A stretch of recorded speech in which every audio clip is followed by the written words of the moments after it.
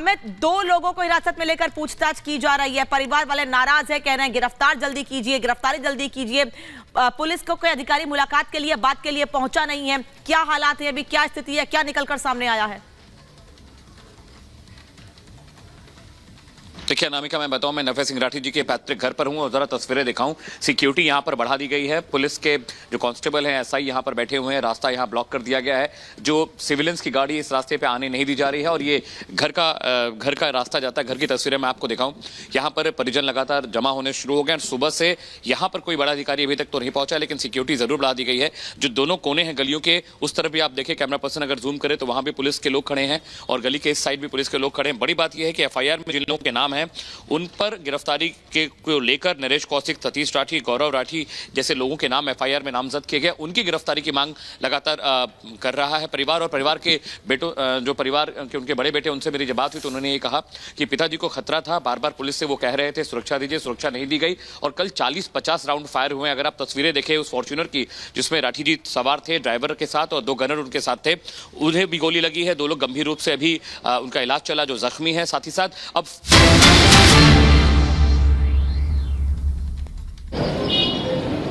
अब जब उनके सामने और कोई रास्ता बचा नहीं, आखिर मजबूरन उनको ये सीबीआई को सौंपना पड़ा। अभी मेरी एसपी से बात हुई है, एसपी का फोन आया था। एसपी ने मुझे बताया कि हमने 2 लोगों को गिरफ्तार कर रखा है और बाकी जिन लोगों के खिलाफ एफआईआर कराई गई है हम जल्दी उनको भी गिरफ्तार करेंगे। अभी मैंने एसपी को कहा भी आप आओ और आकर के लोगों के बीच में इस बात का आश्वासन दो, तब जाकर के कोई हम निर्णय लेंगे। मान के चलो सरकार की बेकायदगी की वजह से ये सारा आज इस तरह का इशू बना है। अगर समय रहते सुरक्षा दे दी जाती तो फिर सरकारी गनमैन जब किसी के साथ होता है तो बदमाश की हिम्मत नहीं पड़ती जल्दी से कि वो उसके ऊपर अटैक कर दे। लेकिन मैं आज भी ये बात कहता हूं कि हत्या कराई गई है, ये पॉलिटिकल मर्डर है। इसमें जिन लोगों के नाम लिए गए परिवार की तरफ से, वो सारे के सारे लोग बीजेपी के पदाधिकारी हैं।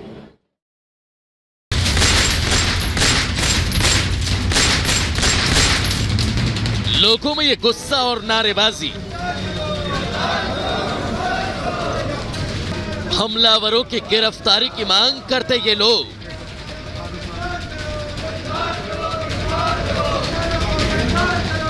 ये तस्वीरें हरियाणा के बहादुरगढ़ की हैं, जहां बीते दिन आईएनएलडी के अध्यक्ष नफे सिंह की हत्या कर दी गई, जिसके बाद से उनके परिजनों और समर्थकों का गुस्सा लगातार बढ़ता जा रहा है। हत्यारों की गिरफ्तारी की मांग को लेकर समर्थक सड़कों पर हैं। परिजनों का कहना है कि जब तक हमको न्याय नहीं मिलेगा तब तक नफे सिंह का अंतिम संस्कार नहीं करेंगे। पिताजी के जाने के बाद अब तक जो पुलिस प्रशासन का रवैया रहा है बहुत ही निराशापूर्वक है। एसपी साहब से बार बार मांग करने के बावजूद हमारी सुरक्षा के लिए कोई भी इंतजाम नहीं किए, ना ही आरोपियों की गिरफ्तारी पे कोई ध्यान दिया गया। हम जा रहे हैं अभी, जब तक आरोपियों की गिरफ्तारी नहीं होगी तब तक हम डेड बॉडी को दाग नहीं देंगे, अपने पापा को दाग नहीं देंगे। पुलिस नफे सिंह हत्याकांड की गुत्थी सुलझाने में जुटी हुई है और उसके निशाने पर सड़क के हर वो सीसीटीवी हैं जहां से आरोपियों की गाड़ी निकली थी। इसी गाड़ी में नफे सिंह समेत कुल 5 लोग सवार थे जिस समय हमलावरों ने इस गाड़ी को टारगेट किया। फॉर्च्यूनर गाड़ी है व्हाइट कलर की। नफे सिंह राठी 5 लोगों के साथ गुजर रहे थे। जब वो बहादुरगढ़ के पुराने रेलवे फाटक के पास पहुंचते तो इस गाड़ी को रुकवाया जाता है, टारगेट किया जाता है। सफेद रंग की i20 कार में हमलावर आते हैं और ताबड़तोड़ इस गाड़ी पे फायरिंग करना शुरू कर देते हैं। आगे की तरफ जो है ड्राइविंग सीट के साथ वाली सीट पे नफे सिंह राठी सवार थे। कई गोलियों उनको लगी है और तस्वीरों में आप देख सकते हैं इस पूरी फॉर्च्यूनर कार को पुलिस ने ढक दिया है। और फिलहाल पुलिस मामले में बड़ी कार्रवाई का दावा कर रही है। पुलिस ने मामले में 7 लोगों के खिलाफ नामजद केस दर्ज कर लिया है, जिसमें पूर्व विधायक रमेश राठी का भी नाम शामिल है। पुलिस ने हमलावरों की गिरफ्तारी के लिए 5 टीमों का भी गठन किया। शिकायत प्राप्त हुई है। शिकायत के आधार पर हमने एफआईआर दर्ज कर दी है।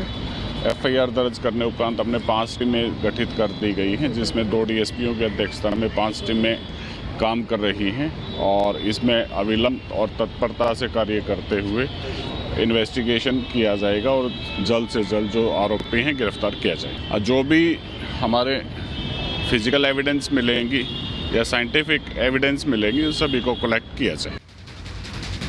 दिन दहाड़े हुए इस हत्याकांड ने हरियाणा के कानून व्यवस्था पर बड़ा प्रश्न चिन्ह खड़ा कर दिया। विपक्ष सरकार से सवाल पूछ रहा है, तो वहीं सत्ता पक्ष मामले पर जल्द कार्रवाई करने और आरोपियों की कड़ी से कड़ी सजा दिलवाने की बात कर रहा है। Bureau report, Republic Bharat. तो एक तरफ इस मामले में लगातार राजनीति की जा रही है, लेकिन सरकार कह रही है सीबीआई जांच भी इस मामले में कराने से पीछे नहीं हटेंगे। वहीं दूसरी ओर नफे सिंह राठी के ड्राइवर को धमकी दी गई है। दुश्मनी करने को लेकर यह धमकी दी गई है। कहा गया है तुझे जिंदा छोड़ रहे हैं। जिस वक्त इस वारदात को अंजाम दिया गया था, उस वक्त यह कहा गया था कि तुझे जिंदा छोड़ रहे हैं, जाकर इनके घर बता देना। सीधे सीधे उससे कहा गया कि जाकर इनके घर बता देना, अदालत में गए तो सबको मार देंगे, यानी पूरे परिवार को मार देंगे। ये धमकी खुलेआम उनके ड्राइवर को दी गई है।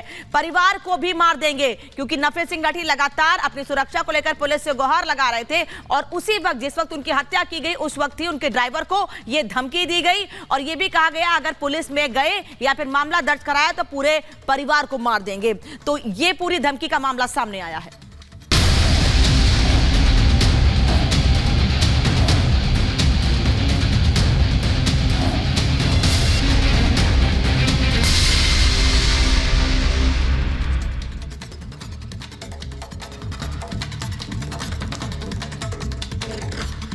मिट्टी में मिलेंगे नकल माफिया, ये सीधी चेतावनी योगी आदित्यनाथ की तरफ से। यूपी सिपाही भर्ती रद्द मामले में एसटीएफ की रडार पर अब नकल माफिया हैं। कोचिंग संस्थानों पर एसटीएफ लगातार छापेमारी करेगी, नजर बनी हुई है। पुलिस मामले में ताबड़तोड़ गिरफ्तारी कर रही है।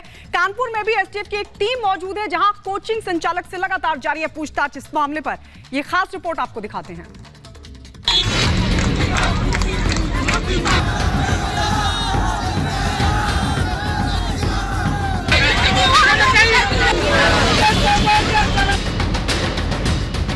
यूपी में सिपाही भर्ती परीक्षा में पेपर लीक मामले को लेकर सीएम योगी सख्त हैं।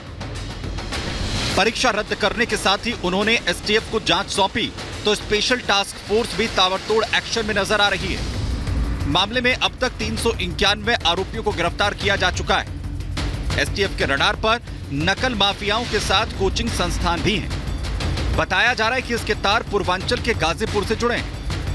मामले की गंभीरता को इसी से समझा जा सकता है कि खुद सीएम योगी पूरे घटनाक्रम पर नजर बनाए हुए हैं और वरिष्ठ अधिकारियों से समय समय पर अपडेट ले रहे हैं। सीएम ने साफ कर दिया है कि आरोपियों को किसी भी हाल में बख्शा न जाए और कार्रवाई ऐसी हो कि नजीर बन जाए।